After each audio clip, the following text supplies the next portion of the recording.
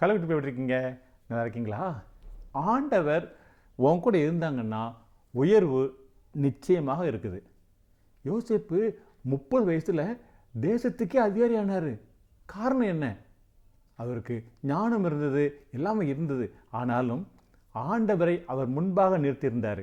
எனக்கு தெரிஞ்ச ஒரு தம்பி சண்டே ஸ்கூல் வருவாங்க, ரொம்ப நல்ல தம்பி, ரொம்ப சின்சியராக இருப்பாங்க, நல்ல ஆண்டவர் கீழ்ப்பிடித்த பெண்ணாக இருப்பாங்க. இன்றைக்கி அவங்க ஒரிசாவில் கலெக்டராக இருக்கிறாங்க.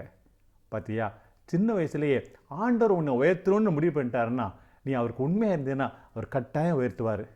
நீ ஆண்டவர் இல்லாமல் எவ்வளோதான் படித்து எவ்வளோதான் முயற்சி பண்ணுவீங்க, சக்ஸஸ் ஆக முடியாது. ஆண்டவர் இல்லாட்டா நீ சக்ஸஸே உனக்கு கிடையாது. With God you are hero, without God you are zero. புரிஞ்சிட்டிங்களா? பாய்.